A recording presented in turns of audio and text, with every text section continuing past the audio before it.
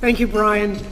It's so exciting to be back together. We had the State of the City earlier, and I said for all of those who have been spending the last couple of years on Zoom meetings, one, it's nice to see you in person, but it's also nice to see everybody appropriately clothed from the waist down.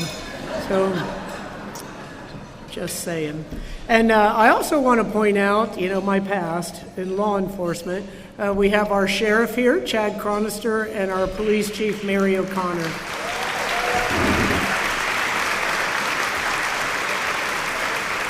And as you saw, Marilyn is a representative, and I don't see Martha, but we have representatives from both law enforcement agencies on the Mayor's Hispanic Advisory Committee. And I tell you, I couldn't be more proud of the committee and all that they do. As you have seen, the Cafe Con 813 Cafecito, the lunches that we have every year during Hispanic Heritage Month. I mean, just the community events that are done, the list of accolades, community involvement is just endless for this committee, and I couldn't be more proud of them. And also, I must say that our meetings are a blast. We have so much fun at the meetings, and always well organized by Brian, but always a list of all of the accomplishments, of the goals, and the strategic approach in how they are going to reach out and help our community. And every time I get a call from Brian, the first thing he says is, "What can I do? How can I help you?"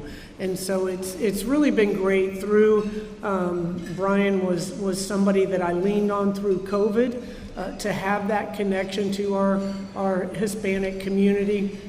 And so I couldn't be more thankful for what the committee does above and beyond what their day jobs are. They are always ready, willing, and able to help us in the city of Tampa. So I am so excited about that. So, and also, I think everybody knows Mirabel. I said it sounds so much nicer in Spanish, Mirabel. Will you stand up, our new Hispanic liaison, the first in the city of Tampa? Absolutely wonderful. So here, I just want to talk a little bit about the significance of this event and to let you know the difference that you're making in a young person's life. And I really think that this will be underscored as I introduce the keynote speaker.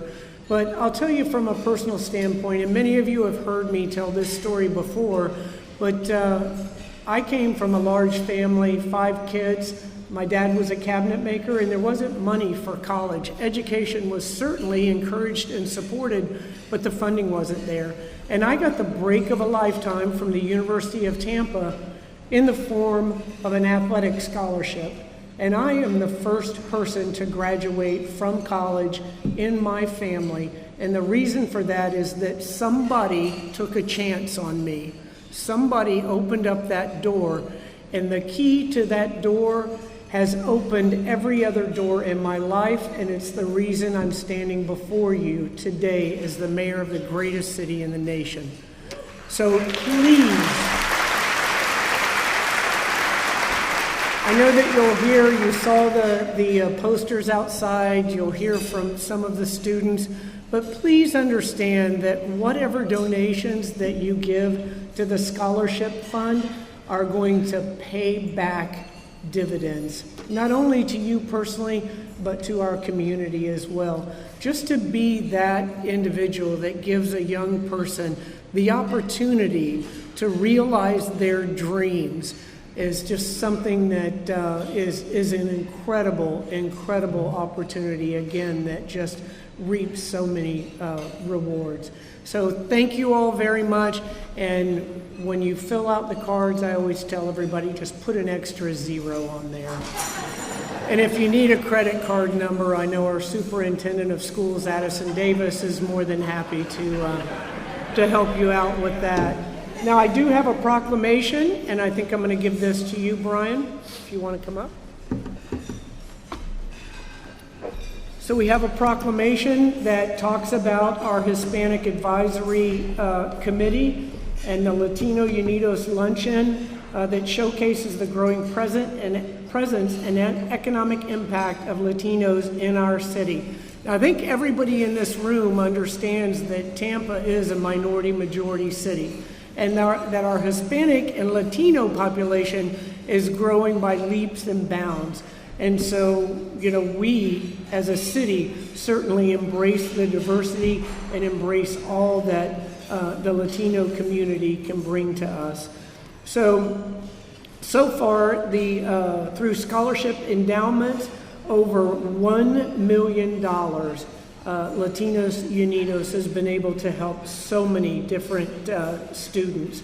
And we already saw where Anke won the Matilda Martina Garcia Leadership Award in honor of her incredible dedication, not only to this committee and this event, as you all know, she chaired it for a number of years, but for what she did for our community each and every day, and for USF students. She was given a chance as a young student, and she never ever forgot that. So, now, therefore, I, Jane Castor, by virtue of the authority vested in me as mayor of the city of Tampa, Florida, do hereby proclaim Wednesday, May 11th, 2022 as Latinos Unidos Day. Congratulations.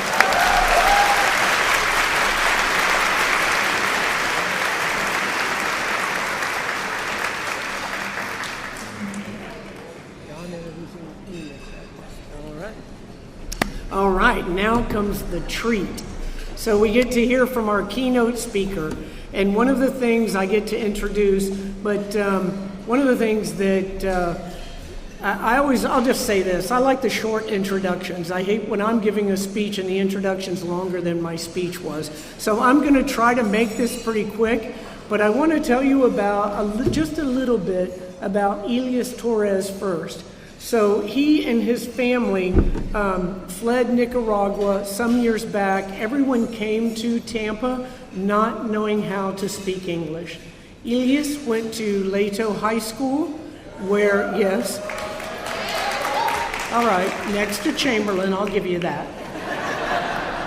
But he went, he excelled, he did very, very well on his SATs, clearly learned how to speak English, and with the opportunity of a scholarship from this event, he was able to attend the University of South Florida and graduate with a degree. So this shows you, yes, I'm seeing all those bull signs without a doubt. So he went on to further his education. He worked with IBM up in Boston for about a decade, and then he went out on his own. And he developed the company Drift. So the way that I met Elias is that they were looking to open an office somewhere, either in the United States, and I believe they were even looking at Dublin, Ireland.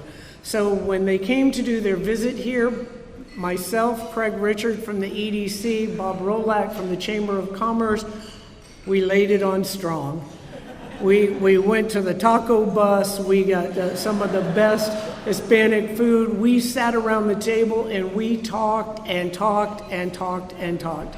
And Elias said, I love this place. He said, I don't see people that look like me up in Boston. The food that I love and I know that is a part of my culture, I don't get to have on a regular basis. And then I found out that his mom still lives here. I'm like, oh, we have got this deal sealed. But as soon as he came, he got involved with the community. He clearly had to run the business and take care of his family, but he got involved in the community, helping other small businesses, helping other entrepreneurs, getting involved in the Embark Collective. In the short time that he has had his business here and had his family here, he has made a dramatic impact in the city of Tampa.